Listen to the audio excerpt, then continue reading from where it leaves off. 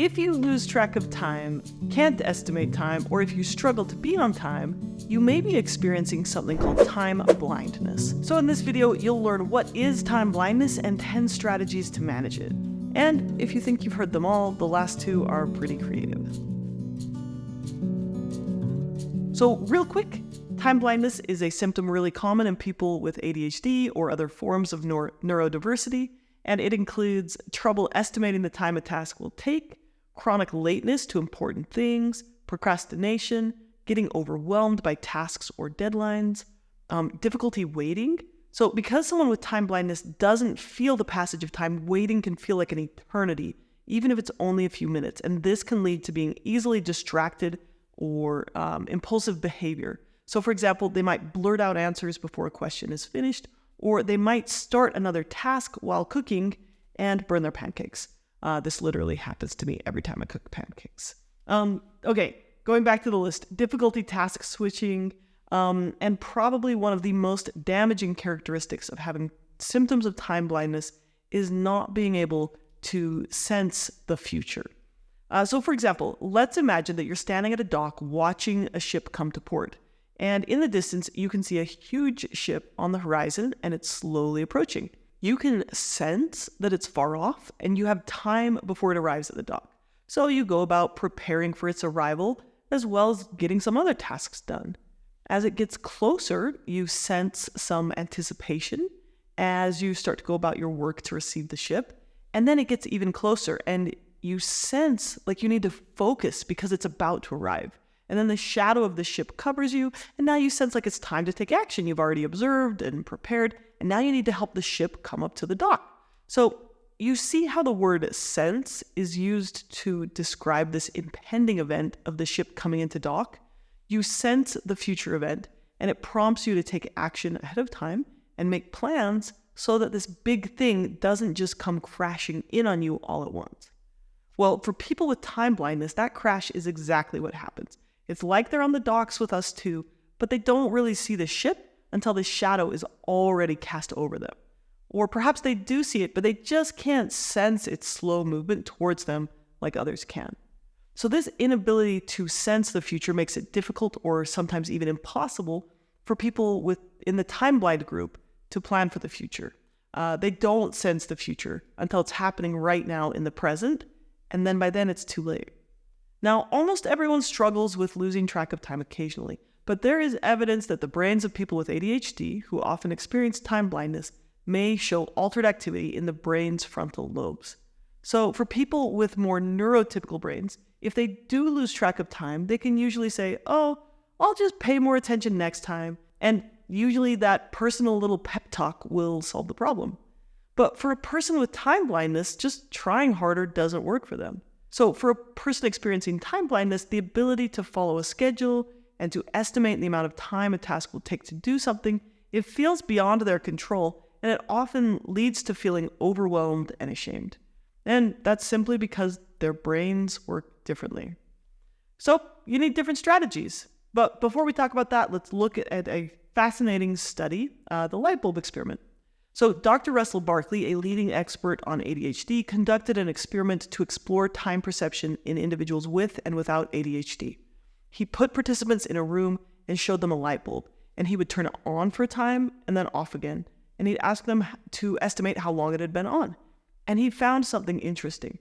Both the ADHD and the non-ADHD participants were able to estimate the amount of time the light was on in about the same range of accuracy. But here's where things fell apart for the participants with ADHD. When Dr. Barkley gave them the light switch and asked them to reproduce the time intervals themselves, the ADHDers were not able to reliably reproduce the same time interval with the light as the group with no ADHD symptoms. And so, ADHDers were less capable of using their minds to govern their actions around time-sensitive tasks. They could perceive time to a varying degree, but they could not judge or effectively estimate the amount of time an event or task would take for them to complete. So the time blind have more difficulty with managing the time-related tasks that others find simple. I think it's also important to recognize that the world at large confuses time blindness with being lazy or not caring. And in most cases, the opposite is true. they care very much, and they're very hard on themselves when they constantly show up late to an appointment or they let someone down again. And they constantly ask themselves, like, why can't I do this? Why am I always late? Why can't I get things done? How come everyone else just seems to be able to do this? And there's this real sense of shame for many people who experience time blindness, and it's made worse when others don't understand this issue. Now, children are often unaware of time. That's normal. But as we transition into adulthood, it becomes our responsibility to manage our time well, to be dependable, and to be productive. And when people struggle to manage their time, they often fail to meet their goals. So, time blindness is a neurological difference. It's really impairing, and it's not just magically going to go away. So let's talk about some strategies to manage it. The first step for anyone is to make time visible. So start with a clock in every room. And yes, that includes the bathroom. You need to be able to look and see what time it is wherever you are in your home. One clock is plenty. You don't have to go all Doc Brown on you, but you do need to make time easy to see.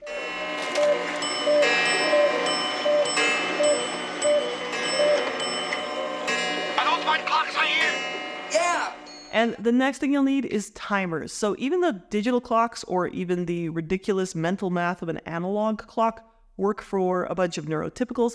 A visual timer can help you feel how much time is left for a task. So instead of having to use the numbers and math, you can get the sense of, oh, I've used half my time, or I've only got a sliver of time left. Okay, I would also recommend adding audio or vibrating timers to your toolkit.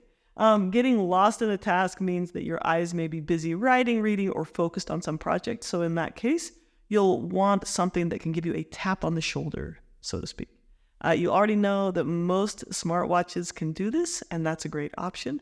But if you need something a little more intense, you could try alarm clocks like this that jump up and run around until you turn them off, or a wristband that electrically shocks you when a timer is up. There are some great apps that can help with tasks and routines. One that me and my husband really like is a routine type app that sequences events and tasks together. And each task has a time limit and a progress circle that goes down over time of the task. And what I like about it is the timer intervals have multiple chimes that go off during a single task to help you get focused on the task if you get distracted. Okay, finally, one of the best ways to make time visible for tasks or routines is to record them. So especially with tasks where you're chronically late, rushed, or taking too long to do something, get out your stopwatch and record the actual time it took to complete the task. If you do this a handful of times for the same task, you'll eventually be able to estimate the actual time it takes to get them done. So, for example, if you're chronically showing up late to drop your kids off at school, time how long it takes for them to get ready, dressed, shoes on, and in the car with their seatbelts on. I would even include how long it takes you to get down your driveway. So maybe you used to think that it takes 5 minutes for your kids to put their shoes on, but after timing it, you learned that it actually takes 17. Now you have a much more realistic idea that to get them out of the door by 8, they have to start putting their shoes on at 7:43. So put this number on a Post-it note on your fridge, set an Alexa reminder, whatever it is, that's going to help you get the actual task done. Okay, shorten your wait times. Make it now. So people with time blindness don't feel the coming future, they only feel the present. And because waiting is very uncomfortable, they distract themselves or they move on to some other project to escape that discomfort. So then from their perspective, that far off, ambiguous future deadline suddenly arrives and they become overwhelmed because they didn't prepare for it. So the way we fix this, and this comes from Dr. Barkley again, is to lessen the amount of time a person has to wait between now and future events. And that's done by breaking the future event into smaller events that can be chained together so that it feels like the person has something to work on in the very near future. So for a student with time blindness, a project that's due in 3 months might as well not even exist. But breaking that project up into subtasks and milestones will give them something that they can continuously work on now and in the near future. It can be really helpful for teachers to add a grade to each milestone, to add an extra sense of urgency to help motivate that student. It isn't just about breaking the task down, but it's actually about bringing actionable parts of that task into the perceivable present of the person with time blindness. Okay, here's another one. Prepare early and leave early. So I think Jessica McCabe from the channel How to ADHD put it best. She says, I try to finish my morning routine half an hour before I leave for work, and that way I can run late without actually being late. Now, of course, you can also bring stuff to fill the time when you're there early, but be sure to set alarms to let you know when it's time to stop. So one time my husband, who is in the time blind category, went on a trip to China. He arrived at the airport several hours early, so he decided to put on a pair of headphones and watch a movie. And he missed his plane because he had nothing to pull him out of the time blindness void and tell him to get in line to board his plane. So he ended up spending the whole night at the airport, taking a longer flight to China, riding the train, and he was totally exhausted when he got there. So be sure to set your timers and your buzzers, and maybe don't wear headphones like my husband did. Okay. There is also evidence that medication can help with ADHD and time blindness, so you can talk with your doctor about this. All right, so now let's talk about 2 lesser-known strategies for dealing with time blindness. Number 1, try using playlists to help you manage time. So let's say you only have 5 minutes before you need to leave the house. Instead of a timer, try playing a couple of songs back to back. When the first song ends and the second one starts, you'll know that you're halfway through your time. If you have a morning routine, like you need to get through, or a study session that needs to be a specific amount of time, use a playlist instead of an alarm. So it does take a little bit of preparation, but it's a fun way to keep yourself on track. And that can also be like really good with workouts and stuff. Okay, number 10. Check out this clip by ADHD Love. So Roxanne has ADHD and time blindness. Because my 5 minutes is 5 minutes. No, it's 300 seconds. It's like there's a limited amount of things to do in 300 seconds. Is that all it is? Yeah. Wait. No. Just wait one. No, stop. Go on. Stop. Is 5 minutes 300 seconds? Yeah. Because that's nothing. I could count to that one. I won't do it now, but like. Well, it'd take 5 minutes. Oh my God. So if you said to me, you've got 300 seconds to leave the house, that would be like, stopwatch is going, I've got barely any time, I need to get downstairs, get my shoes on and get ready. Have we just fixed ADHD time blindness? I'm going to now just talk to you in seconds, even if it's like something next week. I'm going to be but I can, right. That's 17,000 seconds away. But I can... You'd be like, what? It's only 17,000? Like 10 minutes is only 600 seconds. That's not a lot. No. Like if you said you've got 600 seconds, I would not try and get in the shower. But Lovely. if you say you got 10 minutes, I'm like, posh, I'll have a Solved. cup of tea. ADHD and time problems solved. Roxanne literally had no concept of 5 minutes. You can see her realization light up. And those with time blindness don't perceive the future. They live in the now. So reframing 5 minutes into seconds allowed Roxanne to perceive 5 minutes as if it were the present, because she already understands how long seconds are.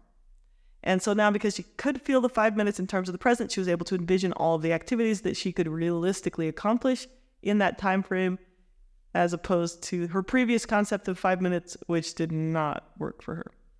So how can you reframe time? How can you alter your perception to make these time intervals feel more immediate? Here's an example that works for my husband. There's a little convenience store not far from here, and when he craves a quick snack, he'll drive there and back. It doesn't take very long, but he's timed it, and it seems to take 15 minutes round trip. So if he couldn't grasp the concept of 15 minutes on its own, he would use this, familiar use of 15 minutes to really understand what he could get done in 15 minutes. Could I take a shower in the time it takes to go to the store and back? Yeah. Could I paint the walls of the room? Probably not. So you can see how reframing time in that way can help someone who doesn't naturally sense it to gain a grasp of it. Okay, so that's it for this episode. I hope that you found this information helpful. Be sure to share this video with a friend or family member who might be struggling to be on time or manage their deadline. If you have any questions about this or other topics, go ahead and leave them in the comments below, and be sure to check out some of my other neurodiversity, ADHD related videos. The playlist is linked in the description. Okay, thanks for watching and take care.